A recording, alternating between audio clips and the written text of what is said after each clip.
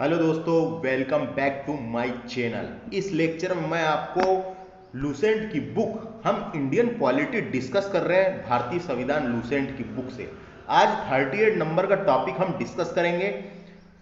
संविधान के कुछ महत्वपूर्ण अनुच्छेद यहाँ लिख रखे हैं। हमने उधर साइड पूरे अनुच्छेद भाग और सब पढ़ चुके हैं, लेकिन यहाँ पे कुछ महत्वपूर्ण अनुच्छेद लिख रखे हैं। इनको भी आज हम डिस्कस करने वाले हैं, तो वीडियो को ध्यान से देखना है। और हमने पूरी पॉलिटी कंप्लीट करा दी है लूसेंट की बुक से, प्लेलिस्ट भी बना दी है आप लोगों के लिए। आप उसमें जाएं और सारे लेक्चर टॉपिक वाइज, क्रम वाइज, बिल्कुल सीरियल वाइज देख सकते हैं और अपनी तैयारी बिल्कुल जारी रख सकते हैं। यह लेक्चर मेरे द्वारा डिस्कस किया जा रहा है। My name is Vikram Khandelkar. तो हमारे इस चैनल को सब्सक्राइब करें। थोड़ी सी पॉलिटी बची है, उसको हम जल्दी ही कंप्लीट कराने वाले हैं। और इसके अलावा अदर्स लेक्चर भी आप जाके हमारे प्लेलिस्ट में देख सकते हैं। तो आइए शुरू करेंगे। ज्यादा देरी बातें ना करते हुए हम बात करेंगे भारतीय संविधान के महत्वपूर्ण अनुच्छेद 38 नंबर का टॉपिक। आपके पास बुक होगी तो आप भी देख सकते हैं। तो देखिए दोस्तों, इसमें महत्वपूर्ण अनुच्छेद को डिस्कस करेंगे तो सबसे पहले अनुच्छेद 1 यानी आर्टिकल 1 डिस्कस करने वाले हैं।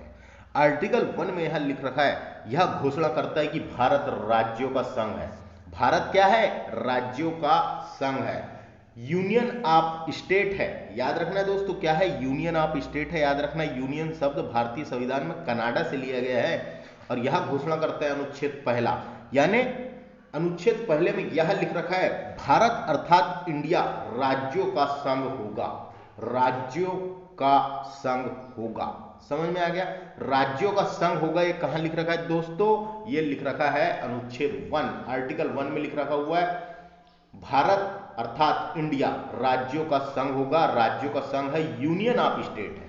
इंग्लिश में बोलेंगे यूनियन ऑफ स्टेट है। अनुच्छेद पहला समझ में आ गया।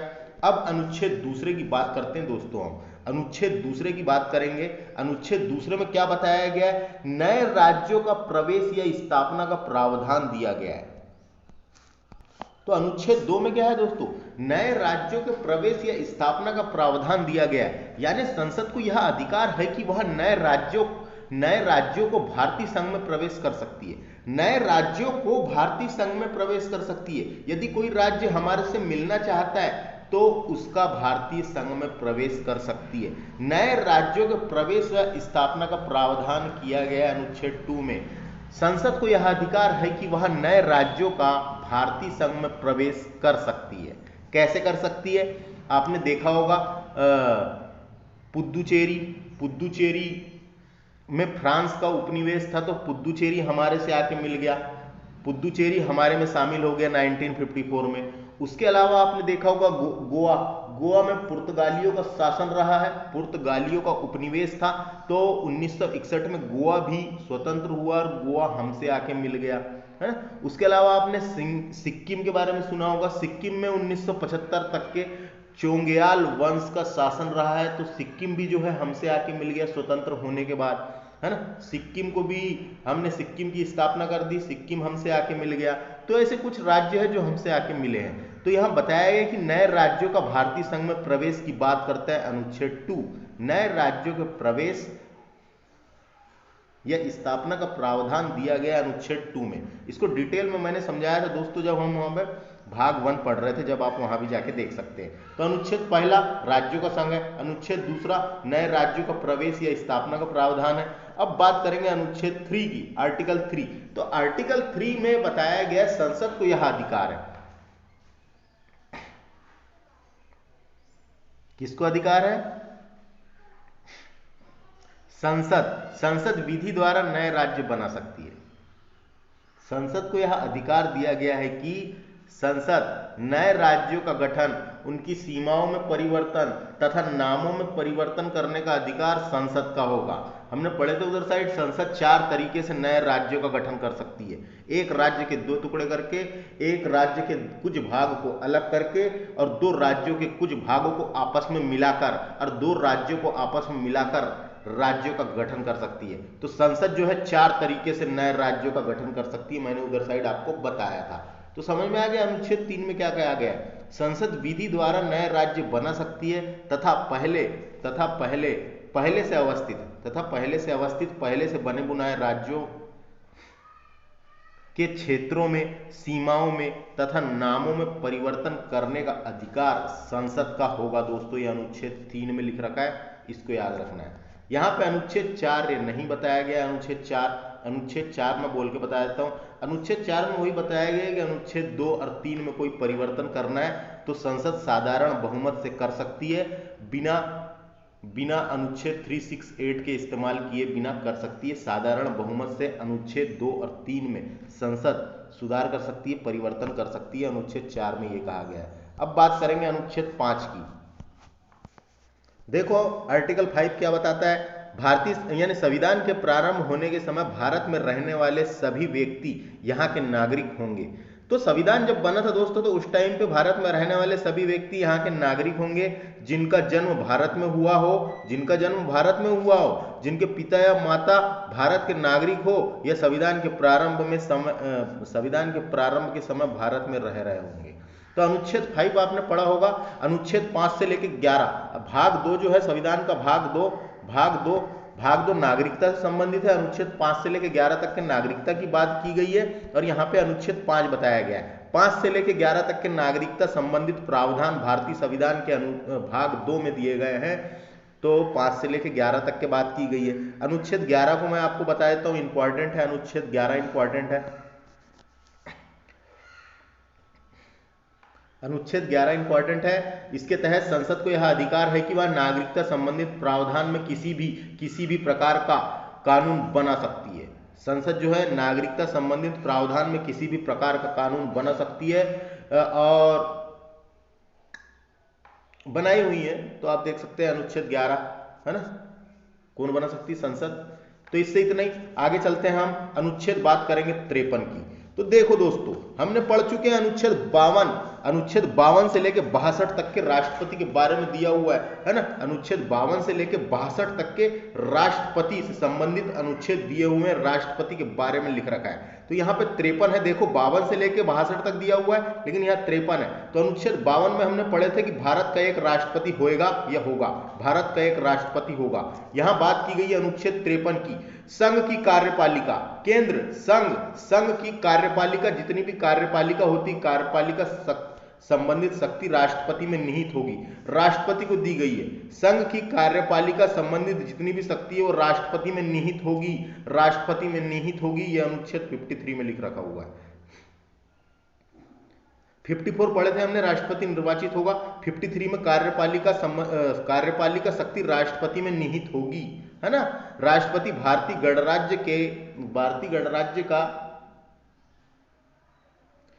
गणराज्य का कार्यपालिका अध्यक्ष भी होता है दोस्तों। भारतीय गणराज्य का कार्यपालिका अध्यक्ष भी होता है राष्ट्रपति। अब बात करेंगे अनुच्छेद 64 की। 64 देखो 64 आ रहा है अनुच्छेद। इसका मतलब हमने उपराष्ट्रपति के बारे में पढ़े थे अनुच्छेद 63 से लेके 67 तक के, यानी 63 से शुरू हो जाता है उपराष्ट्रपति। तो 63 में लिख रखा हो भारत का एक उपराष्ट्रपति होगा। यहाँ पे 64 की बात की गई है। 64 में है उपराष्ट्रपति राज्यसभा का पदेन अध्यक्ष होता है। ये डायरेक्ट क्वेश्चन आता है दोस्तों। राष्ट्रपति राज्यसभा का पदेन सभापति होता है, राष्ट्रपति तो होता है, सॉरी उपराष्ट्रपति जो होता है राज्यसभा का पदेन सभापति होता है। डायरेक्ट क्वेश्चन आता है कि राज्यसभा का पदेन अध्यक्ष, या ऐसा भी पूछा जा सकता है राष्ट्रपति का पदेन सभापति कौन होता है, तो उपराष्ट्रपति होता है। यह अनुच्छेद 64 में लिख रखा है दोस्तों, है ना।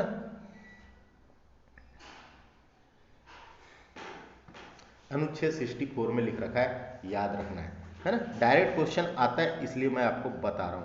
अब बात करेंगे अनुच्छेद 74 की। देखिए दोस्तों अनुच्छेद 74 आर्टिकल 74 कहता है एक मंत्री परिषद होगा। तो मंत्री परिषद होगा हमने पढ़े हैं, मंत्री परिषद होगा। तो एक मंत्री परिषद होगा जिसका शीर्ष प्रधानमंत्री रहेगा, जिसका शीर्ष सबसे प्रमुख मंत्री प्रधानमंत्री होगा, जिसकी सहायता व सुझाव के आधार पर राष्ट्रपति अपने कार्य संपन्न करेगा, जिसकी सहायता एवं सुझाव के आधार पर राष्ट्रपति अपने कार्य संपन्न करेगा। राष्ट्रपति मंत्री परिषद के लिए किसी सलाह के पुनर्विचार को आवश्यक समझ सकता है, पर पुनर्विचार के पश्चात दी गई सलाह के अनुसार वह कार्य करेगा। इससे संबंधित किसी भी विवाद की परीक्षा किसी न्यायालय में नहीं की जाएगी। इनसे संबंधित कोई विवाद होता है तो उसकी परीक्षा किसी न्यायालय में नहीं की जाएगी। तो अनुच्छेद 74 समझ में आ गया। अनुच्छेद 74 में बताया गया है कि एक मंत्री परिषद होगा, है ना। अनुच्छेद 75 हमने याद है हमको, अनुच्छेद 75 में लिखा था कि प्रधानमंत्री की नियुक्ति राष्ट्रपति करेगा, है ना। 74-75 समझ में आ गया।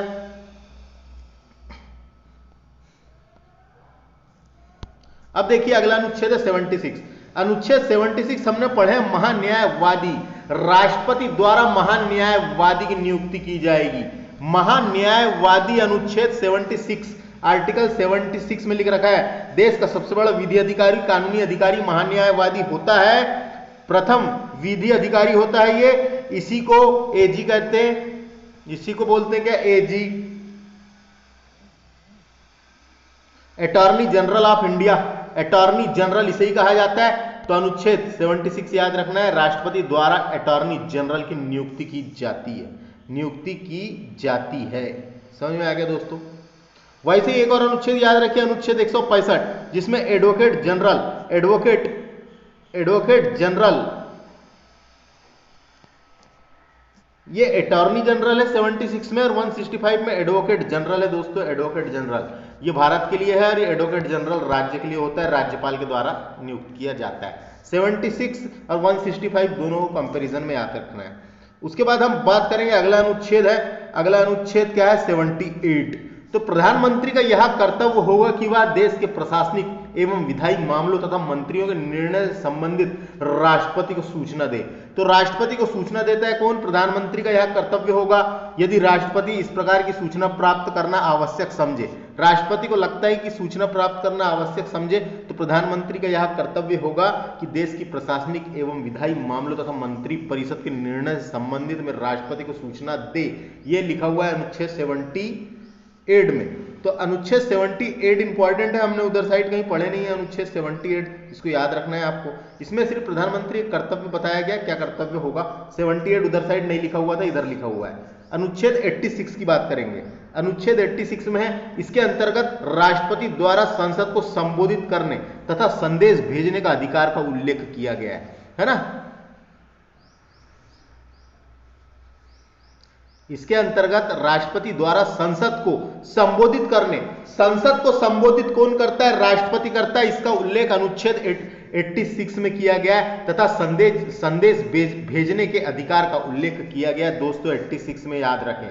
89 इंपॉर्टेंट है, राज्यसभा के सभापति एवं उपसभापति के बारे में बताया गया है। 89 में बताया गया है राज्यसभा का एक सभापति होगा और एक उपसभापति होगा, एक सभापति होगा और एक उपसभापति होगा। ये 89 में लिखा है दोस्तों, याद रखना है। अनुच्छेद 89 में बताया गया है एक सभापति होगा और एक उपसभापति होगा। अनुच्छेद 108 की बात करेंगे हम, बहुत इंपॉर्टेंट है। अनुच्छेद 108, यदि किसी विधेयक से संबंधित, यदि किसी विधेयक के संबंध में दोनों सदनों में गतिरोध उत्पन्न हो जाता है, यह इंपॉर्टेंट है, दोनों सदनों में गतिरोध उत्पन्न हो जाता है या हो गया हो, तो संयुक्त अधिवेशन का प्रावधान किया गया है। संयुक्त अधिवेशन का प्रावधान अनुच्छेद 108 में किया गया है दोस्तों। संयुक्त अधिवेशन, संयुक्त अधिवेशन के बारे में हमने बताए थे।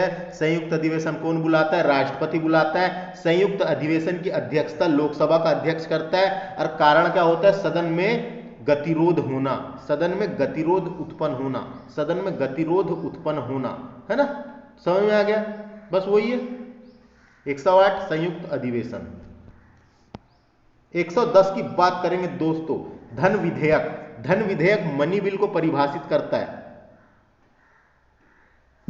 अब देखिए दोस्तों अनुच्छेद 111, संसद के सदनों द्वारा पारित, संसद के सदन द्वारा जो विधेयक पारित हो जाता है और राष्ट्रपति के पास हस्ताक्षर के लिए जाता है, राष्ट्रपति उस विधेयक को सम्मति प्रदान कर सकता है। सम्मति प्रदान कर सकता है यानी सही है करके कह सकता है, सम्मति प्रदान कर सकता है। सामान्य विचार जैसा है वैसा विचार के साथ उसको प्राप्त कर सकता है, या अस्वीकार भी कर सकता है, या अस्वीकार कर सकता है। वह संदेह के साथ, वह संदेश के साथ, यह बिना संदेह के साथ संसद में उस पर पुनर्विचार के लिए भेजा जा सकता है। तो राष्ट्रपति चाहे तो उसको पुनर्विचार के लिए भेज सकता है। यदि दोबारा वह विधेयक संसद द्वारा पारित होने के बाद राष्ट्रपति के पास सिग्नेचर के लिए आता है तो वह उसे अस्वीकार नहीं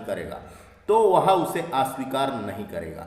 समझ में आ गया। संसद के दोनों सदनों द्वारा कोई विधेयक अगर पारित हो जाता है और राष्ट्रपति के पास हस्ताक्षर के लिए जाता है तो राष्ट्रपति के ऊपर डिपेंड करता है कि या तो उसको वो एक्सेप्ट कर ले या पुनर्विचार के लिए या एक्सेप्ट कर ले या अस्वीकार कर ले, और ऐसा होने के बाद राष्ट्रपति उसको वापस भेज सकता है। फिर राष्ट्रपति वापस भेजेगा तो फिर से वो अगर संसद से पारित होकर आता है तो राष्ट्रपति वापस नहीं भेज सकता, उसे हस्ताक्षर करना ही पड़ेगा। ये बताया गया अनुच्छेद 111 में, याद रखना ये अनुच्छेद पूछा जाता है। अब बात करेंगे हम अगला अनुच्छेद जिसका नाम है अनुच्छेद 112। दोस्तों, प्रत्येक वित्तीय वर्ष हेतु राष्ट्रपति द्वारा संसद के समक्ष बजट पेश किया जाता है। यह अनुच्छेद 112 में लिख रखा है। हमने पढ़े थे भारतीय संविधान के अनुच्छेद 112 में भारत के केंद्रीय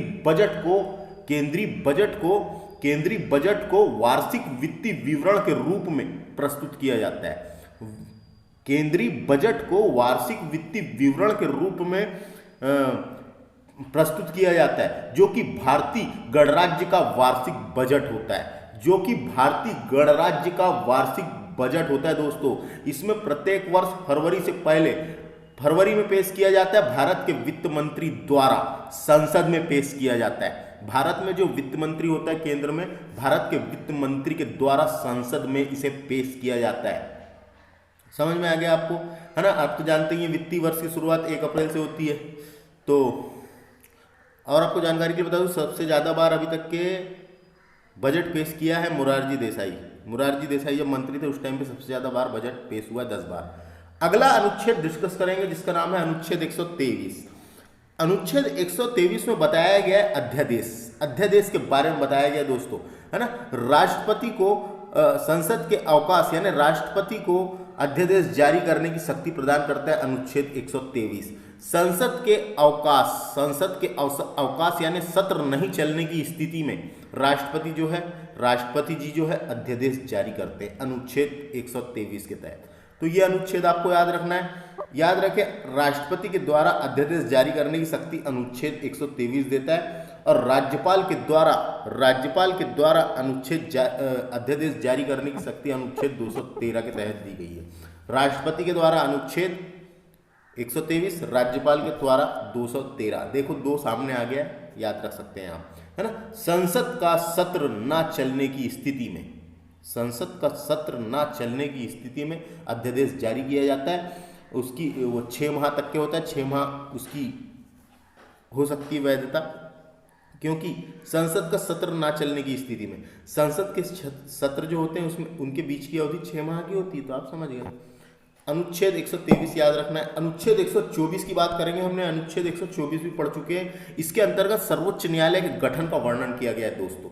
इसके अंतर्गत सर्वोच्च न्यायालय जो हमारा सुप्रीम कोर्ट है जो दिल्ली में है, इसके अंतर्गत सर्वोच्च न्यायालय के गठन की बात की गई है। इंपॉर्टेंट है, भारत का एक सर्वोच्च न्यायालय होगा। अनुच्छेद 124 में लिख रखा है कि भारत का एक सर्वोच्च न्यायालय होगा। समझ में आ गया। भारत में सुप्रीम कोर्ट की स्थापना 28 जनवरी 1950 को की गई थी। मैंने अनुच्छेद 124 जब उधर पढ़ाया था डिटेल में, तो आप उसको जाके देख सकते हैं। अगला अनुच्छेद है अनुच्छेद 129। सर्वोच्च न्यायालय एक अभिलेख न्यायालय हुआ की बात की गई यहाँ पे। अभिलेख न्यायालय का मतलब कोर्ट ऑफ इंग्लिश में बोलते हैं कोर्ट ऑफ रिकॉर्ड, है ना, कोर्ट ऑफ रिकॉर्ड। तो सर्वोच्च न्यायालय जो होगा वो एक अभिलेख न्यायालय होगा। डायरेक्ट क्वेश्चन आता है अनुच्छेद कौन से में लिख रखा है, अनुच्छेद 129 याद रख लो। सर्वोच्च न्यायालय एक अभिलेख न्यायालय होगा, ये कहाँ लिख रखा है, अनुच्छेद 129 में। इसी प्रकार उच्च न्यायालय एक अभिलेख न्यायालय होगा, वो लिख रखा है अनुच्छेद 215 में। उच्च न्यायालय एक अभिलेख न्यायालय होगा, अनुच्छेद 215। और अनुच्छेद 129 में सर्वोच्च न्यायालय एक अभिलेख न्यायालय होगा। तो अभिलेख न्यायालय क्या होता है आप जानते हैं इसके बारे में, जहां पे सर्वोच्च न्यायालय के निर्णय, कार्यवाही और फैसले जो है अभिलेख या साक्ष्य के रूप में दर्ज किए जाते हैं। अभिलेख रिकॉर्ड के रूप में दर्ज किए जाते हैं, अभिलेख या साक्ष्य के रूप में दर्ज किए जाते हैं, उसे ही अभिलेख न्यायालय कहा जाता है। तो अनुच्छेद 129 समझ में आ गया। अब 129 के बाद अगला है अनुच्छेद 148। अनुच्छेद 148 इसको हमने पढ़े थे दोस्तों, याद करिए। अनुच्छेद 148 है ना, जिसको controller and auditor general of India कहा जाता है, controller and auditor general of India, CAG. तो अनुच्छेद 148 में कैग की नियुक्ति राष्ट्रपति के द्वारा की जाती है ना। इसके बारे में हमने पढ़े थे, इसे कागजी शेर कहा जाता है। कैग को कागजी शेर कहा जाता है, जब मैंने कैग पढ़ाया था, जब आपको बताया था। तो ये अनुच्छेद याद रखना 148 में नियंत्रक एवं महालेखा परीक्षक के बारे में बताया गया है। अनुच्छेद 163 की बात करेंगे हम। अनुच्छेद 163 इंपॉर्टेंट है। अनुच्छेद 163 में बताया गया, जैसे हमने अभी अनुच्छेद 74 पढ़े थे मंत्रिपरिषद के बारे में केंद्र में, वैसे ही राज्यों के मंत्रिपरिषद के बारे में बताया गया है। राज्यपाल के कार्य में सहायता एवं सुझाव देने के लिए राज्यों के लिए एक मंत्रिपरिषद होगा। राज्यों के लिए एक मंत्रिपरिषद होगा। इसके शीर्ष पर मुख्यमंत्री होगा। इसका शीर्ष यानी सबसे प्रधान यानी सबसे मुख्य मंत्री मुख्यमंत्री होगा, पर राज्यपाल के स्वाविवेक संबंधित कार्य में वह मंत्रिपरिषद के सुझाव लेने के लिए बाध्य नहीं होगा। ये इंपॉर्टेंट है।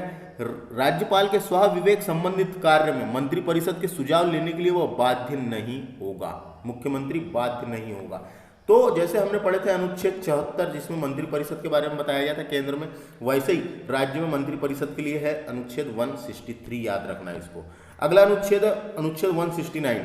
अनुच्छेद 169 इंपॉर्टेंट है दोस्तों। इसमें बताया गया राज्य में विधान परिषद की संरचना, उसकी समाप्ति विधानसभा द्वारा बहुमत से पारित प्रस्ताव या संसद द्वारा इसकी स्वीकृति से संभव है। तो अनुच्छेद 169 हमने पढ़े थे दोस्तों। अनुच्छेद 169 की बात हो रही है यहाँ पे। अनुच्छेद 169 जो है विधान परिषद के बारे में, विधान परिषद के गठन की बात की गई है। तो मैंने आपको बताया था उस टाइम पे, यदि किसी राज्य के में विधान परिषद का गठन करना है, यदि किसी राज्य में विधान परिषद का गठन करना है, विधान परिषद भारत के 6 राज्यों में है, आप जानते हैं भारत के 6 राज्यों में विधान परिषद है। तो यदि किसी राज्य में विधान परिषद का गठन करना है तो उस राज्य के विधानसभा से 2/3 बहुमत से, याद रखना है 2/3 बहुमत से अगर पारित कर देती है तो संसद उस राज्य में विधान परिषद का गठन कर देती है। संसद उस राज्य में विधान परिषद का गठन कर देती है ना। राज्य में उच्च सदन विधान परिषद होता है, जैसे केंद्र में उच्च सदन राज्यसभा होता है, उसी प्रकार का। तो विधान परिषद के गठन, तो किसी उस राज्य की विधानसभा द्वारा 2/3 बहुमत से अगर यह प्रस्ताव पारित कर दे तो संसद उस राज्य में विधान परिषद की स्थापना कर सकती है। समझ में आ गया। अनुच्छेद 169 2/3 बहुमत, याद रखना है। अनुच्छेद 200, अनुच्छेद 200 की बात करते हैं। राज्य की विधायिका द्वारा पारित विधेयक राज्यपाल के समक्ष प्रस्तुत किया जाता है। यह अनुच्छेद सेम उसी प्रकार का है जैसे हमने अनुच्छेद 111 पढ़े थे, उसी प्रकार का है। वो केंद्र के लिए था, ये राज्य के लिए।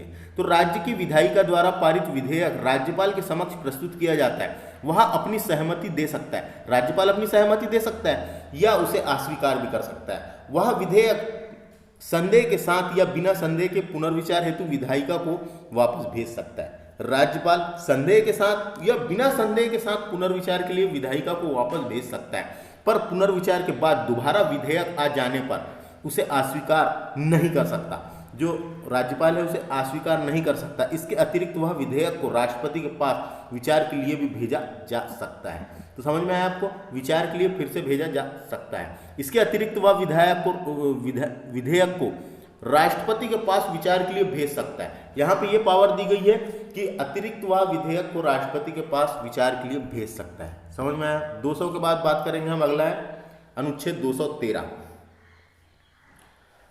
राज्य विधायिका में सत्र में नहीं रहने पर राज्यपाल अध्यादेश जारी कर सकता है। मैंने बताया था अध्यादेश जारी करने की शक्ति, जैसे हमने पढ़े थे राष्ट्रपति अध्यादेश जारी करने की शक्ति अनुच्छेद 123 में, उसी प्रकार राज्यपाल को अध्यादेश जारी करने की शक्ति अनुच्छेद 213 देता है, जब सत्र ना चलने की स्थिति में। समझ में आ गया। याद रखना है, दोनों अनुच्छेद इंपॉर्टेंट है, डायरेक्टली पेपर में आते हैं। राष्ट्रपति का पूछेगा तो 123, राज्यपाल का पूछेगा 213। अगला अनुच्छेद है अनुच्छेद 214। सभी राज्यों के लिए एक उच्च न्यायालय की व्यवस्था की गई है। हर राज्य का अपना अपना एक उच्च न्यायालय होगा। हर राज्य में एक उच्च न्यायालय रहता है, लेकिन कुछ ऐसे राज्य हैं जहां पे उच्च न्यायालय नहीं है।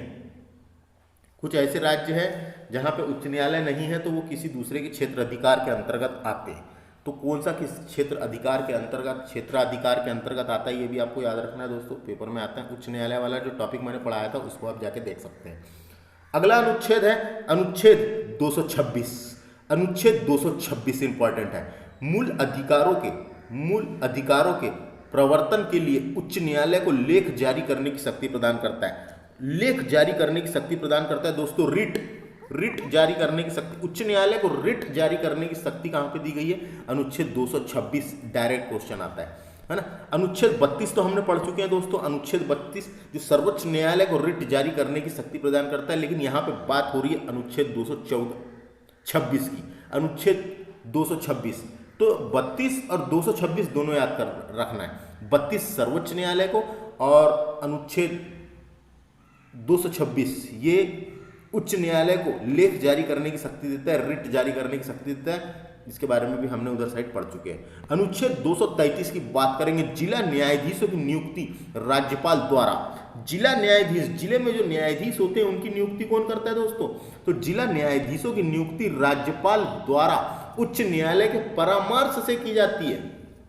राज्यपाल के द्वारा उच्च न्यायालय के परामर्श से की जाएगी। डायरेक्ट याद रखो, अनुच्छेद 233 में क्या बताया गया है? जिला न्यायालय की नियुक्ति, जिला न्यायाधीश की नियुक्ति राज्यपाल द्वारा उच्च न्यायालय के परामर्श से की जाएगी।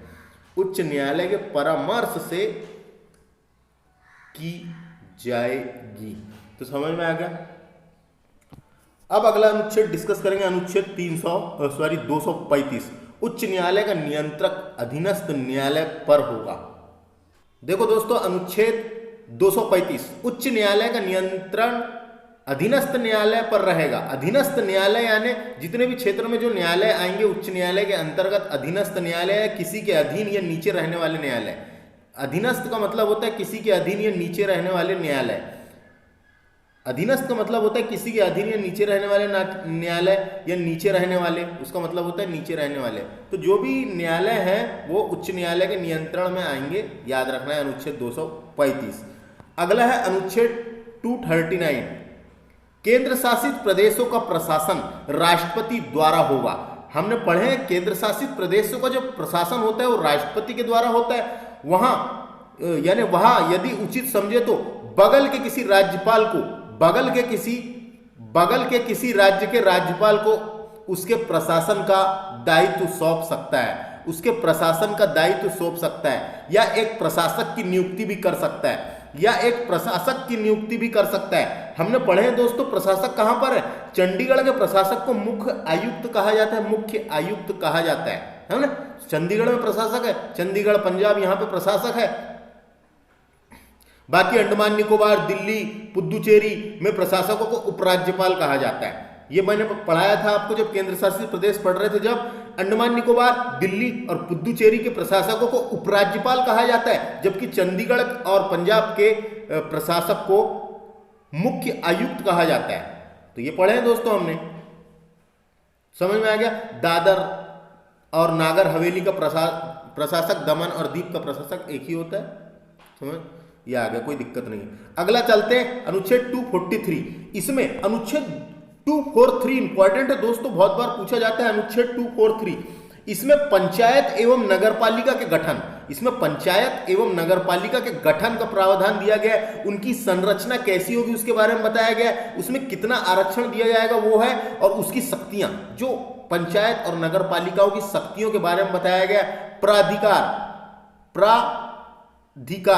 प्राधिकार का मतलब क्या होता है मेरे दोस्तों? आदेश देने का अधिकार। प्राधिकार का मतलब आदेश देने का अधिकार। उत्तरदायित्व है, उत्तरदायित्व का मतलब होता है जिम्मेदारी, है ना। पंचायत और नगरपालिका से जिम्मेदारी से संबंधित प्रावधान दिए गए हैं। अनुच्छेद 243 बहुत इंपॉर्टेंट है, डायरेक्ट क्वेश्चन आता है। इसमें पंचायत एवं नगरपालिका के गठन, उनकी संरचना कैसी होगी, आरक्षण, शक्तियां, प्राधिकार, उत्तरदायित्व के संबंधित प्रावधान दिए गए हैं, याद रखना है। अनुच्छेद 245 देखते हैं इसके बाद। संसद संपूर्ण देश या उसके किसी हिस्से के लिए कानून बना सकती है। संसद, कानून बनाने का अधिकार किसको है? संसद को है। तो संसद संपूर्ण देश या उसके किसी हिस्से के लिए कानून बना सकती है। वैसे ही राज्य में न्याय विधान पालिका यानी विधानमंडल बोलते हैं इसको, तो विधानमंडल अपने राज्य या उससे किसी हिस्से के लिए कानून बना सकती है। तो संसद केंद्र में कानून बनाती है और राज्य में विधानमंडल कानून बनाती है। तो राज्य या उसके किसी हिस्से के लिए कानून बना सकती है अनुच्छेद 245 के तहत। विधि निर्माण संबंधित अवशिष्ट शक्तियां संसद में निहित है, ये डायरेक्ट क्वेश्चन आता है, याद रखना है। अनुच्छेद 248 245 में बताया गया है और 248 में दोनों में अंतर है। संसद संपूर्ण देश उसके किसी हिस्से, और ये इसमें विधि निर्माण संबंधित अवशिष्ट शक्ति किसको दी गई है? संसद में निहित है, संसद को दी गई है। अनुच्छेद 249 राज्यसभा विशेष बहुमत द्वारा राज्य सूची के किसी विषय पर लोकसभा को 1 वर्ष के लिए कानून बनाने का अधिकृत कर सकती है यदि वह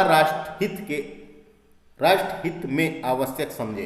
तो इसके बारे में पढ़े हैं दोस्तों हमने, है ना। राज्य सूची के विषय पर कानून बनाने की संसद की शक्ति, संसद को शक्ति दी गई है कि राज्य सूची से के विषय में भी कानून बना सकती है ना। अनुच्छेद 249 में यह प्रावधान किया गया कि यदि राज्यसभा अपने उपस्थित तथा मतदान करने वाले सदस्यों को राज्यसभा में उपस्थित तथा मतदान करने वाले सदस्यों को 2/3 बहुमत से, कितने? 2/3 बहुमत से यदि कोई पारित कर दे, प्रस्ताव पारित कर दे, तो राष्ट्रहित को ध्यान में रखते हुए, ऐसा नहीं बनेगा, राष्ट्रहित को ध्यान में रखते हुए संसद राज्य सूची के विषय में कानून बना सकती है। संसद राज्य सूची के विषय में कानून बना सकती है 2/3 बहुमत से, अगर राज्यसभा में पारित हो गया तो, राष्ट्रहित को ध्यान में रखते हुए, याद रखना है। तो ये इंपॉर्टेंट है, पूछा जाता है। अगला है अनुच्छेद 262 अंतरराज्यीय नदियां, नदी घाटियों के जल के वितरण एवं नियंत्रण से संबंधित विवादों के लिए संसद द्वारा विधि निर्माण कर सकती है। संसद ही कानून बनाती है, संसद विधि द्वारा निर्माण कर सकती है। तो नदी और नदी घाटी के वितरण और नियंत्रण से संबंधित, है ना, संसद कानून बना सकती है। अनुच्छेद 262 अनुच्छेद 263 इंपॉर्टेंट है। केंद्र राज्य संबंधों में विवाद का समाधान करने एवं परामर्श सहयोग के क्षेत्र में विकास के उद्देश्य से राष्ट्रपति एक अंतरराज्यीय परिषद की स्थापना करेगा। अंतरराज्यीय परिषद की स्थापना करेगा। हमने पढ़े हैं दोस्तों अंतरराज्यीय परिषद के बारे में, पढ़े हैं कि नहीं? अनुच्छेद 263 के तहत केंद्र और राज्यों के बीच सहयोग, केंद्र और राज्यों के बीच सहयोग स्थापित करने के लिए राष्ट्रपति एक अंतरराज्य परिषद की स्थापना कर सकता है। अंतरराज्य परिषद की स्थापना कर सकता है। इंटर स्टेट काउंसिल कहा जाता है इसे इंग्लिश में, inter state council, inter state council. तो याद रखना है अनुच्छेद 263 इंटर स्टेट काउंसिल, अंतरराज्यीय परिषद। अनुच्छेद 266 इंपॉर्टेंट है, भारत की संचित निधि के बारे में बताया गया है। किसके बारे में बताया गया? भारत की संचित निधि, जिसमें सरकार की सभी मौद्रिक अवशिष्टियां एकत्र रहेगी, जितनी भी, है ना, जैसे कि भारत सरकार से प्राप्त सभी राजस्व इसमें एकत्र रहते हैं, जैसे कि आयकर, निगम कर, सीमा शुल्क, उत्पाद शुल्क, ट्रेजरी बिल, ये सब जितनी भी टैक्सेस वसूले जाते हैं सब संचित निधि में जाते हैं और संचित निधि में जमा होते हैं विधि सम्मत प्रक्रिया के बिना। इससे कोई भी राशि नहीं निकाली जा सकती, इससे कोई भी राशि नहीं निकाल सकते दोस्तों। इससे अगर राशि निकालना है तो विनियोग विधेयक पारित करना पड़ता है। संचित निधि से यदि कोई धनराशि संसद द्वारा विनियोग विधेयक पारित कर दिए जाने के पश्चात ही निकाली जा सकती है। विनियोग्य विधेयक पारित कर जाने के पश्चात ही निकाली जा सकती है, अन्यथा नहीं। अनुच्छेद 266 समझ में आ गया, संचित निधि। वैसे ही अनुच्छेद 267 में आकस्मिक निधि के बारे में बताया गया। संसद विधि द्वारा आकस्मिक निधि स्थापित कर सकती है, आकस्मिक निधि स्थापित कर सकती है दोस्तों। है ना, आकस्मिक निधि स्थापित कर सकती है, संसद विधि द्वारा आकस्मिक निधि स्थापित कर सकती है। आकस्मिक का मतलब ही होता है दोस्तों अचानक होने वाला, अचानक होने की स्थिति, अचानक कोई घटना घटित हो जाए, अचानक संसद विधि द्वारा एक आकस्मिक निधि स्थापित कर सकती है जिसमें आकस्मिक उत्पन्न परिस्थिति के लिए राशि एकत्र की जाती है।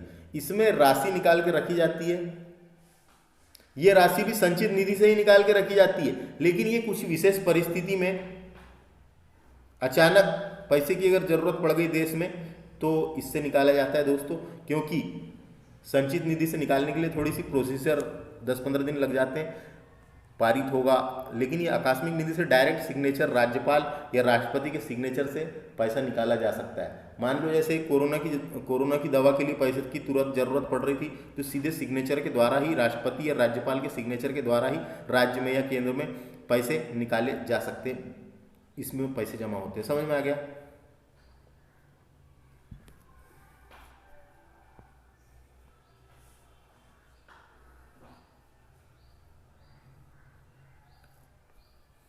अनुच्छेद 275 देखिए, केंद्र द्वारा राज्यों को सहायक अनुदान दिए जाने का प्रावधान दिया गया है। सहायक अनुदान का मतलब होता है, अनुदान का मतलब होता है आर्थिक सहायता। आर्थिक सहायता देने के लिए बताया गया अनुच्छेद 275 में, केंद्र द्वारा राज्य के लिए। समझ में आ गया? देखिए दोस्तों, अनुच्छेद 280 वेरी इंपॉर्टेंट पूछा जाता है। इसमें वित्त आयोग के बारे में बताया गया है, वित्त आयोग के बारे में बताया गया है। अनुच्छेद 280 के तहत राष्ट्रपति द्वारा प्रत्येक 5 वर्ष में वित्त आयोग का गठन किया जाएगा, जिसमें एक अध्यक्ष और 4 अन्य सदस्य होंगे। इनकी नियुक्ति राष्ट्रपति के द्वारा की जाएगी, इनकी नियुक्ति राष्ट्रपति के द्वारा की जाएगी। वित्त आयोग का प्रमुख कार्य क्या होता है? केंद्र और राज्यों के बीच करों और शुल्क के बंटवारे हेतु सुझाव देना, करों और शुल्क के बंटवारे हेतु सुझाव देना। तो देखो यहां क्या लिखा है, राष्ट्रपति हर 5 वर्ष पे एक वित्त आयोग की स्थापना करेगा, जिसका अध्यक्ष के अतिरिक्त 4 अन्य सदस्य होंगे। एक अध्यक्ष होगा और 4 अन्य सदस्य होंगे, तथा जो राष्ट्रपति के पास केंद्र एवं राज्यों के बीच करों के वितरण से संबंधित, करों टैक्स की बात की गई है, करों के वितरण से संबंधित अनुशंसा करेगा, करों के वितरण से संबंधित अनुशंसा करेगा। अनुच्छेद 280 इंपॉर्टेंट है, याद रखना है। अब बात करेंगे हम नेक्स्ट अनुच्छेद जो काफी इंपॉर्टेंट है, जिसका नाम है अनुच्छेद 300 का 300 है अनुच्छेद 300 का। ये का बाद में जोड़ा गया था दोस्तों, तो इसको याद रखना है। देखिए अनुच्छेद 300 का इंपॉर्टेंट है,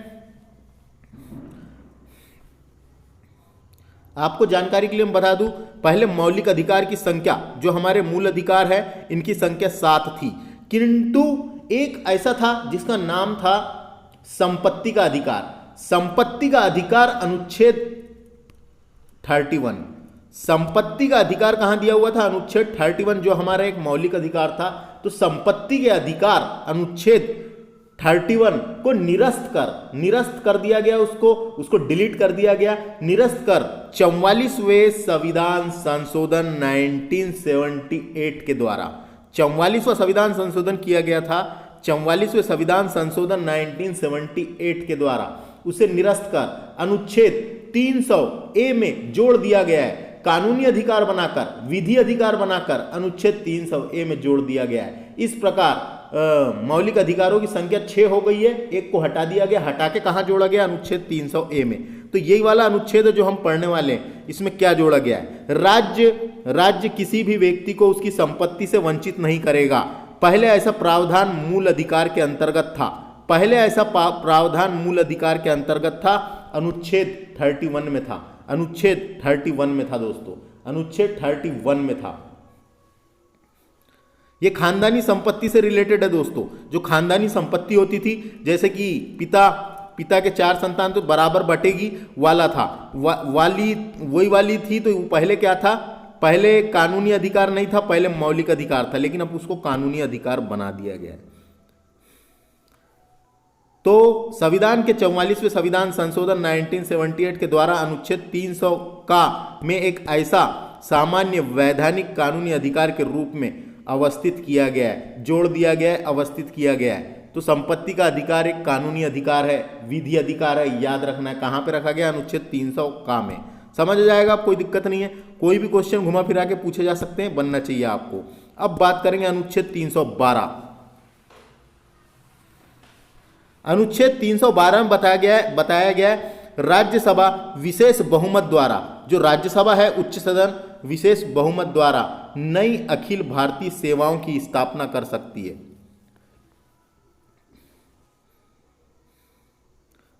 नई अखिल भारतीय सेवाओं की स्थापना की अनुशंसा कर सकती है, सिफारिश कर सकती है। अनुशंसा का मतलब सिफारिश होता है। तो अखिल भारतीय सेवा क्या होती है दोस्तों? हमने पढ़े IAS जो होती है ये अखिल भारतीय सेवा है। IPS, IFS Indian forest service, ये सब अखिल भारतीय सेवाएं होती दोस्तों। लेकिन एक बात याद रखना है आपको, IFS एक इंडियन फॉरिजन सर्विस भी होती है दोस्तों। फॉरिजन सर्विस या फॉरेन सर्विस, ये वो जो होती है फॉरिजन सर्विस, ये अखिल भारतीय सेवा नहीं है, ये याद रखना है। IAS है, IAS है, IPS है, IFS है, ये सब अखिल भारतीय सेवाएं कहलाती है। तो अखिल भारतीय सेवाएं से अब आपको क्वेश्चन बनेंगे तो बनना चाहिए। ये किस अनुच्छेद में दिया हुआ है, समझ में आ गया आपको, है ना? अखिल भारतीय सेवाएं AIS भारत के सिविल सेवाओं को संदर्भित करता है। अखिल भारतीय सेवाएं भारत में सिविल सेवाओं को संदर्भित करता है। भारतीय प्रशासनिक सेवा IAS, भारतीय पुलिस सेवा IPS और भारतीय वन सेवा IFS अलग अलग अखिल भारतीय सेवाएं हैं दोस्तों, अलग अलग अखिल भारतीय सेवाएं हैं।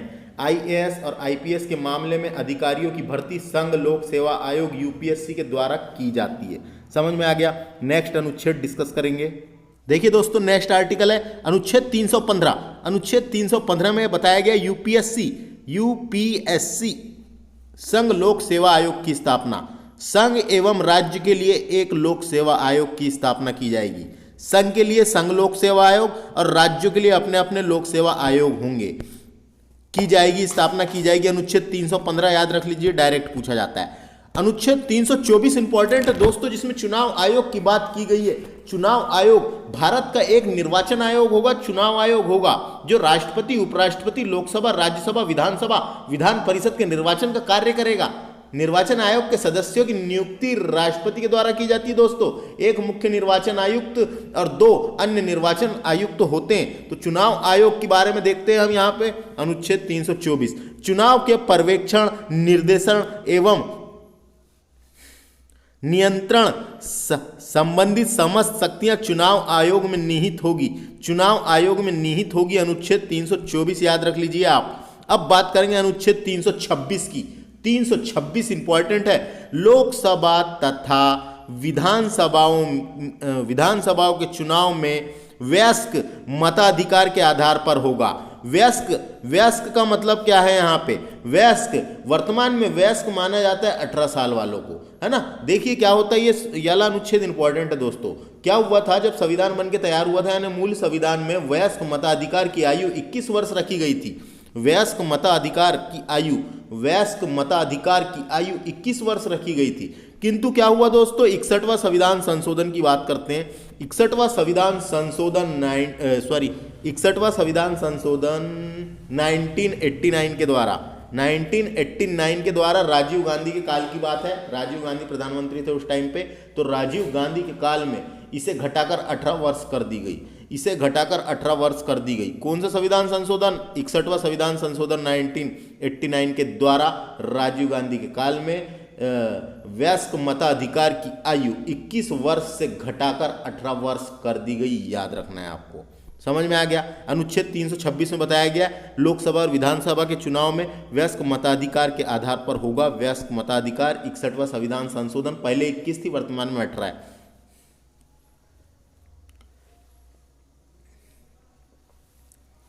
नेक्स्ट आर्टिकल देखिए, अनुच्छेद 330 में बताया गया लोकसभा में अनुसूचित जाति एवं जनजाति के लिए आरक्षण। लोकसभा में अनुसूचित जाति यानी SC, शेड्यूल्ड कास्ट और जनजाति यानी शेड्यूल्ड ट्राइब, दोनों को आरक्षण दिया जाएगा लोकसभा में। यह अनुच्छेद 330 में लिख रखा है। 330 में बताया गया लोकसभा में अनुसूचित जाति व जनजाति के लिए आरक्षण का प्रावधान किया गया है, तो इसको याद रखें डायरेक्ट आप। अनुच्छेद 331 की बात करेंगे। अनुच्छेद 331 में अंगल भारतीय समुदाय के लोगों द्वारा, नहीं, अंगल भारतीय समुदाय के लोगों का राष्ट्रपति द्वारा लोकसभा में मनोनयन संभव है यदि वह समझे कि उनका उचित प्रतिनिधित्व नहीं है। यदि वह समझे कि उनका उचित प्रतिनिधित्व संबंधित नहीं है। तो अनुच्छेद 331 इंपॉर्टेंट है। लोकसभा में एंग्लो इंडियन को आरक्षण दिया गया इसमें, है ना। लोकसभा में एंग्लो इंडियन को आरक्षण, एंग्लो इंडियन, अंगल भारतीय क्या होते हैं दोस्तों? अंगल का मतलब होता है अंग्रेज, अंगल का मतलब होता है यहाँ पे अंग्रेज, और भारतीय का मतलब होता है भारत में रहने वाले लोग। तो अंगल का मतलब होता है अंग्रेज। आप जानते हैं भारत में अंग्रेजों का शासन था, तो जो अंग्रेज यहाँ पे निवास करने लगे, यहाँ पे बस गए, है ना, जो भारत में निवास करने लगे, बस गए, जो अंग्रेज यहाँ पे भारत में आज़ादी के बाद निवास करने लगे, बस गए, तो जाति के संबंध रखता है, अंग्रेजी की ओर संकेत करता है। ये भारत में बस गए अंग्रेज, जो अंग्रेज भारत में बस गए, यहाँ व्यवसाय करने लगे, यहाँ पे जिन्होंने शादी कर ली। अब जिन्होंने शादी करी, जिस अंग्रेज ने यहाँ पे शादी करी और इंडियन से शादी करी, अब उन दोनों के बीच लड़का हुआ या लड़की हुई, तो जो वो लड़का या लड़का हुई या लड़का हुआ दोस्तों, वो कहलाता है एंग्लो इंडियन। एंग्लो इंडियन तो समझ में आ गया। एंग्लो इंडियन का मतलब ये है कि उसका जो पिता है वो अंग्रेज होना चाहिए। अंग्रेज होना चाहिए का मतलब ब्रिटेन का होना चाहिए, ब्रिटेन, है कि ब्रिटिश का शासन था हमारे ऊपर, याद रखें ब्रिटिश ही होना चाहिए, है ना। अब ब्रिटेन के अंतर्गत कितने देश आते हैं आप तो जानते ही हैं। तो ब्रिटिश होना चाहिए और वो जो महिला होना चाहिए वो भारतीय होना चाहिए। उन दोनों से मिलकर जो संतान पैदा होगी या संतान होगी, जैसे लड़का हो या लड़की हो, वो कहलाएगा एंग्लो इंडियन। तो एंग्लो इंडियन किसे कहा जाता है, समझ में आ गया आपको? कोई दिक्कत? अब महिला भारतीय होना चाहिए और पिता जो है अंग्रेज होना चाहिए, ब्रिटिश होना चाहिए। उन दोनों से जो संतान होगी वो एंग्लो इंडियन कहलाता है। तो लोकसभा में एंग्लो इंडियन के आरक्षण की बात बताई गई है, कही गई है अनुच्छेद 331 में, इसको याद रख लो। अब बात करेंगे अनुच्छेद 332।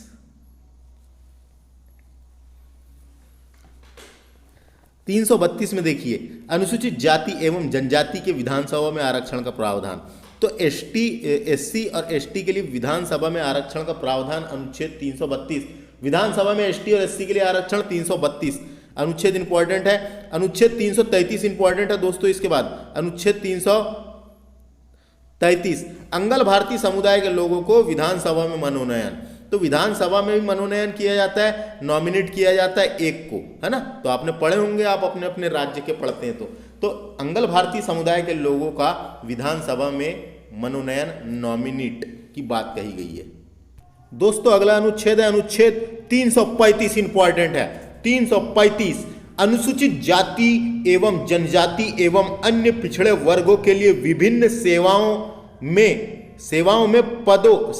में पदों पर आरक्षण का प्रावधान किया गया है। सेवाओं में पदों पर का मतलब यहां पे है शासकीय सेवाओं में आरक्षण का प्रावधान किया गया है। जो शासकीय सेवाएं होती दोस्तों, शासकीय सेवाएं में आरक्षण का प्रावधान किया गया। अनुच्छेद 335 इंपॉर्टेंट है। शासकीय सेवाओं में आरक्षण का प्रावधान एसटी, एससी और ओबीसी के लिए याद रखना है। अगला अनुच्छेद है अनुच्छेद 338। ये राष्ट्रीय अनुसूचित जाति आयोग, एक आयोग बनाया गया है, एक तो राष्ट्रीय अनुसूचित जाति आयोग होगा। तो 338 में है एससी आयोग, 338 के काम में है एसटी आयोग। तो एक एससी आयोग होगा, एक एसटी आयोग होगा, दोनों अनुच्छेद याद रखना है। 338 में है एससी आयोग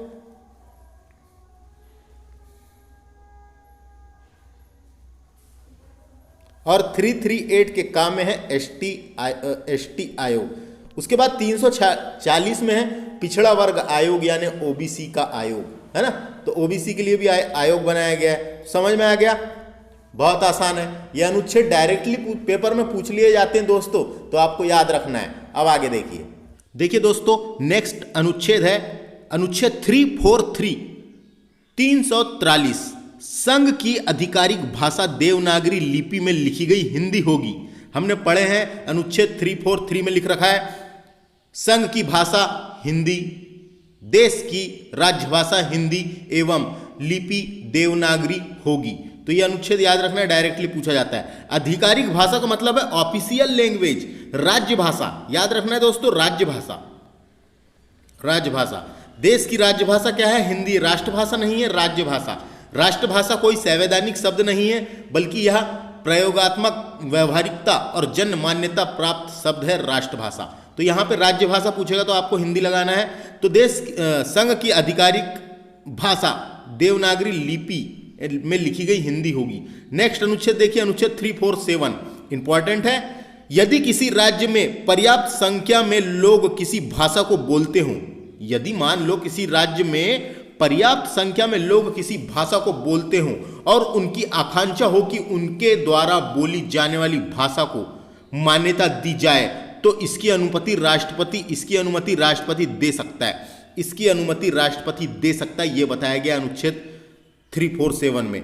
अनुच्छेद 345, 346 और 347, इसमें राज्य भाषा, राज्य की भाषा के उपबंध, राज्य की भाषा से संबंध में प्रावधान दिए हुए हैं। उपबंध नहीं है, राज्य की भाषा के संबंध में प्रावधान दिए हुए हैं 345, 346 और 347 में। तो ये 347 है, समझ में आ गया आपको। अनुच्छेद 351 इंपॉर्टेंट है। यह संघ का कर्तव्य होगा, जो केंद्र का कर्तव्य होगा, संघ का कर्तव्य होगा कि वह हिंदी भाषा का प्रसार करे एवं उत्थान करे। प्रसार करे एवं उत्थान करे। प्रसार का मतलब क्या होता है? प्रसार का मतलब फैलाना, संचार करे, फैलाए, संचार करे, प्रसार करे। उत्थान करे का मतलब उठाए, हिंदी भाषा को ऊपर उठाए, ताकि वह भारत की मिश्रित संस्कृति, जो हमारी मिश्रित संस्कृति है, हमारे देश की जो संस्कृति के सभी अंगों के लिए अभिव्यक्ति का माध्यम बने। तो अनुच्छेद 351 में क्या है? हिंदी भाषा का प्रसार एवं विकास एवं उत्थान संघ का यह कर्तव्य होगा, सरकार का यह दायित्व होगा। अगला अनुच्छेद है अनुच्छेद 352, इंपॉर्टेंट है दोस्तों। 352 राष्ट्रीय आपातकाल, हमने पढ़े थे राष्ट्रीय आपातकाल अनुच्छेद 352। तो इंपॉर्टेंट है ये, डायरेक्ट क्वेश्चन आ जाते हैं यहां से। तो देखो, राष्ट्रपति द्वारा आपात स्थिति की घोषणा, राष्ट्रपति द्वारा आपात स्थिति की घोषणा यदि वह समझता हो कि भारत या उसके किसी भाग की सुरक्षा युद्ध, बाह्य आक्रमण और सैन्य विद्रोह के फलस्वरूप खतरे में है, सैन्य विद्रोह के फलस्वरूप खतरे में है, तो राष्ट्रपति जो है वो राष्ट्रीय आपातकाल लगा सकते हैं। तो हमने पढ़े थे राष्ट्रीय आपातकाल, भारत के राष्ट्रपति युद्ध, बाह्य आक्रमण या किसी सशस्त्र विद्रोह के मामले में राष्ट्रीय आपातकाल की घोषणा कर सकते हैं। खतरे की घटना से पहले ही राष्ट्रपति आपातकाल की घोषणा कर सकते हैं यदि राष्ट्रपति को लगता है कि देश खतरे में है। यदि राष्ट्रपति को लगता है कि देश खतरे में है, राष्ट्रीय आपातकाल को युद्ध या बाहरी आक्रमण के आधार पर घोषित किया जाता है। राष्ट्रीय आपातकाल को युद्ध या बाह्य आक्रमण के आधार पर घोषित किया जाता है, बाह्य आक्रमण के स्थान पर। और यहीं पे दोस्तों हमने पढ़े थे 44वां संविधान संशोधन हुआ, 44वां संविधान संशोधन 1978 है ना। 44वां संविधान संशोधन 1978 द्वारा आंतरिक गड़बड़ी के स्थान पर सशस्त्र विद्रोह शब्द जोड़ दिया गया है। आंतरिक गड़बड़ी के स्थान पर सशस्त्र विद्रोह शब्द जोड़ दिया गया है। अनुच्छेद 352 राष्ट्रीय आपातकाल याद रखें। अनुच्छेद 355 इंपॉर्टेंट है दोस्तों। अनुच्छेद 355 में बताया गया है कि इसमें बाह्य आक्रमण और आंतरिक अशांति से राज्य की रक्षा करने का संघ का कर्तव्य होगा। संघ का कर्तव्य का उल्लेख किया गया है। अगर बाह्य आक्रमण और आंतरिक अशांति के आधार पर राज्य की रक्षा किसी राज्य में लगा, देश में लगा, तो उस राज्य की रक्षा करने का संघ का कर्तव्य होगा, उसके बारे में उल्लेख किया गया है। अनुच्छेद 356 इंपॉर्टेंट है, जिसमें हम राष्ट्रपति शासन के बारे में पढ़ते हैं। यदि किसी राज्य के राज्यपाल द्वारा, देखो समझो यहां बात को, यदि किसी राज्य के राज्यपाल द्वारा राष्ट्रपति को यह रिपोर्ट दी जाए कि उस राज्य में संवैधानिक तंत्र, जो वहां का संवैधानिक तंत्र है वो असफल हो गया है, उस राज्य का संवैधानिक तंत्र जो बना हुआ है संविधान के हिसाब से, जो चलने की, संविधान के हिसाब से कोई राज्य चलने की जो प्रोसेस है वो असफल हो गई है, वो असफल हो गया है, तो वहां राष्ट्रपति शासन लागू किया जा सकता है, तो वहां राष्ट्रपति शासन लागू किया जा सकता है। तो समझ में आ गया दोस्तों, राष्ट्रपति शासन जिसे केंद्रीय शासन भी कहते हैं, क्योंकि राष्ट्रपति या केंद्रीय शासन भारत में शासन के संदर्भ में बताया जाता है। उसके बारे में भारत के संविधान का अनुच्छेद जो है 356 राष्ट्रपति शासन के बारे में है, राष्ट्रपति शासन। तो समझ में आएगा, बहुत आसान है। इसके बारे में हमने उधर साइड डिटेल में पढ़ चुके हैं, आप जाके देख सकते हैं। 352 राष्ट्रीय आपातकाल, 356 राष्ट्रपति शासन। 360 इंपॉर्टेंट है, वित्तीय आपातकाल को बताता ही है, वित्तीय आपातकाल। तो देखिए यहाँ पे यह राष्ट्रपति, यदि राष्ट्रपति यह समझता है कि भारत या उसके किसी भाग में वित्तीय स्थिरता, जो वित्तीय की स्थिरता है वो कम हो गई है, वित्तीय स्थिरता और साख खतरे में है, वित्तीय स्थिरता और साख खतरे में है। साख का मतलब लेखा भी होता है दोस्तों, साख का मतलब लेखा, या फिर साख का मतलब इंग्लिश में बोलेंगे तो गुडविल, गुडविल है ना। हम इकोनॉमी भी बोल सकते हैं उसको, इकोनॉमी भी बोल सकते हैं। वित्तीय स्थिरता यानी धन दौलत, पैसे की कमी हो जाए, पैसे की स्थिरता में उतार चढ़ाव आ जाए या बहुत ज्यादा घट जाए, वित्तीय स्थिरता एवं साख खतरे में, यानी हमारे देश की इकोनॉमी मान लो पूरी खतरे में है, तो वहां वित्तीय आपातकाल स्थिति की घोषणा कर सकते हैं। तो राष्ट्रपति जो है वित्तीय आपातकाल, आपात स्थिति की घोषणा, वित्तीय आपात स्थिति की घोषणा कर सकते हैं। अनुच्छेद 360 याद रखिए, वित्तीय आपातकाल से संबंधित है, वित्तीय आपात स्थिति की घोषणा करता है, राष्ट्रपति के द्वारा की जाती है। अनुच्छेद 365, यदि कोई राज्य में केंद्र द्वारा, देखो यदि कोई राज्य में केंद्र द्वारा भेजे गए किसी कार्यकारी निर्देश का पालन करने में, कार्यकारी निर्देश का पालन करने में असफल रहता है। देखो केंद्र के द्वारा भेजे गए किसी कार्यकारी निर्देश का पालन करने में असफल रहता है, तो राष्ट्रपति द्वारा यह समझ जाना है कि विधि सम्मत होगा। विधि सम्मत होगा का मतलब यहां पे विधि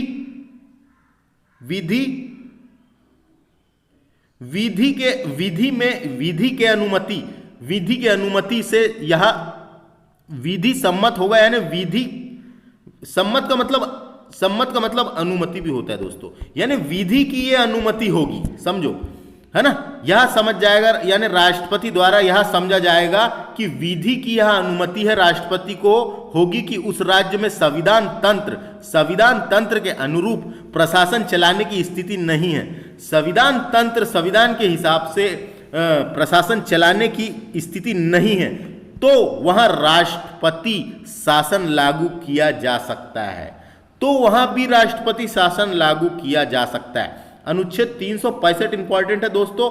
राष्ट्रपति को यह लगने लगे या कोई राष्ट्रपति ऑर्डर दे रहा है किसी राज्य में और उस राज्य में उस ऑर्डर को मानने से मना कर दिया जाए या कुछ करे, तो राष्ट्रपति को यह अधिकार है कि विधि सम्मत होगा, यानी विधि के हिसाब से यह उसको राष्ट्रपति को अधिकार है कि उस राज्य में राष्ट्रपति शासन लगा सकते हैं। अनुच्छेद 365। अब बात करेंगे अनुच्छेद 368, इंपॉर्टेंट है 368, जो हमारे भारतीय संविधान में संविधान संशोधन से संबंधित है। संविधान संशोधन कैसे होगा उसके बारे में बताया गया है ना, हमने पढ़ चुके हैं उधर साइड दोस्तों। संविधान संशोधन करने की प्रक्रिया दक्षिण अफ्रीका के संविधान से ली गई है। तो 368, संसद को संविधान के किसी भी भाग का संशोधन करने का अधिकार है।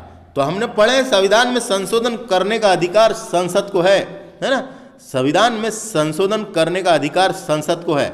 संसद जो है 3 तरीके से संविधान संशोधन कर सकती है दोस्तों। तो हमने पढ़ चुके हैं, संविधान संशोधन वाला आप देख लीजिए जाके, वीडियो बन चुका है। तो यहाँ पे सिर्फ इतना याद रखें, अनुच्छेद 368 जो है संविधान संशोधन से संबंधित है। डायरेक्ट क्वेश्चन आता है संविधान संशोधन वाला बताइए करके। अनुच्छेद 370, तो अनुच्छेद 370 हमने पढ़े हैं दोस्तों, पहले पढ़ते रहे हैं इसके बारे में। इसके अंतर्गत जम्मू और कश्मीर को विशेष स्थिति का वर्णन किया गया था। जम्मू और कश्मीर को विशेष राज्य का दर्जा दिया गया था। जो डिलीट कर दिया गया, निरस्त कर दिया गया, समाप्त कर दिया गया है। समझ में आ गया? जो डिलीट कर दिया गया है तो अनुच्छेद 370 था जो डिलीट कर दिया गया है, जो जम्मू कश्मीर को विशेष राज्य का दर्जा प्रदान करता था, विशेष राज्य का दर्जा प्रदान करता था। वहां का अपना अलग खुद का संविधान था, वहां का खुद का झंडा था, वो वहां पे बहुत सी चीजें अलग थी जो आप उधर साइड पढ़ेंगे। 370 समझ में आ गया। अब बात करते 371। तो 371 एक ऐसा अनुच्छेद है दोस्तों जो कुछ राज्यों के विशेष क्षेत्रों के विकास के लिए कुछ राज्य ऐसे हैं भारत में जो पिछड़े थे, जिनको विकास की जरूरत थी, तो राज्य के विकास यानी राज्य के विशेष क्षेत्रों के विकास के लिए राष्ट्रपति बोर्ड स्थापित कर सकते हैं। राष्ट्रपति बोर्ड स्थापित कर सकते हैं, जैसे महाराष्ट्र हो गया, गुजरात, नागालैंड और मणिपुर। तो अनुच्छेद 371 के तहत दोस्तों हमारे भारत के कई ऐसे राज्य हैं जिसे विशेष राज्य का दर्जा दिया गया है। दोस्तों विशेष राज्य का दर्जा दिया गया है ना। तो आपको बता दूं मैं, जैसे देखो अनुच्छेद 371 ए की बात करेंगे तो ए में नागालैंड को विशेष राज्य का दर्जा है। नागालैंड हमारा जो उत्तर पूर्वी राज्य है उसको। अनुच्छेद 371 बी के तहत असम को विशेष राज्य का दर्जा है दोस्तों। उसके अलावा सी में देखो अनुच्छेद 371 सी में मणिपुर को विशेष राज्य का दर्जा है दोस्तों। ये सब ऐसा है। डी में आंध्र प्रदेश और तेलंगाना, आंध्र प्रदेश को विशेष राज्य का दर्जा था।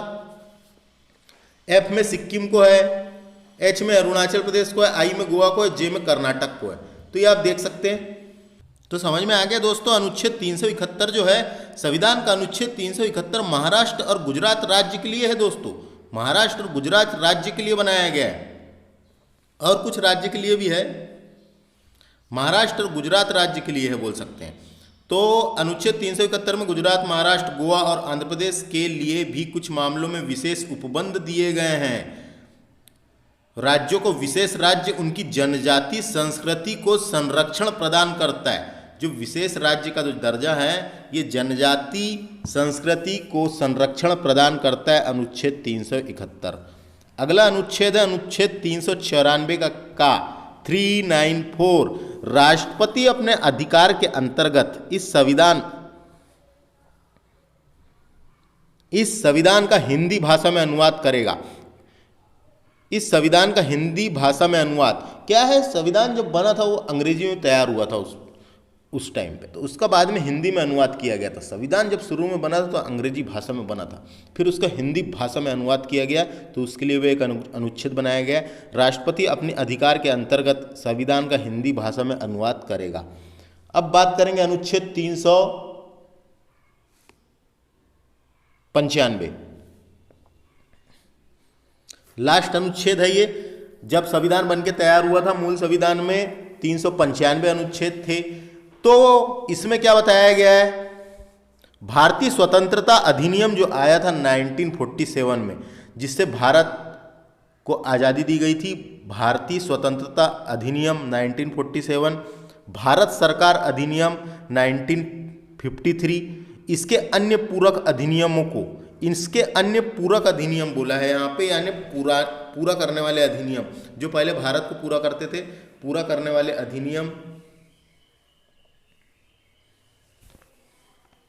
जिसमें प्रीवी काउंसिल क्षेत्राधिकार अधिनियम शामिल नहीं है।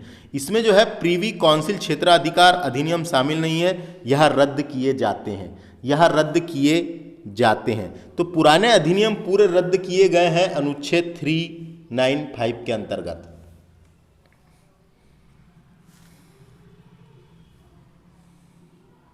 तो समझ में आ गया दोस्तों। इस तरीके से हमारा ये लेक्चर कंप्लीट होता है, जिसमें हमने महत्वपूर्ण अनुच्छेद डिस्कस किए। वीडियो कैसा लगा कमेंट करके बता सकते हैं। अब एक लेक्चर बचा है मात्र संविधान संशोधन का, तो मिलते हैं अगले लेक्चर में। Thanks for watching. नमस्ते।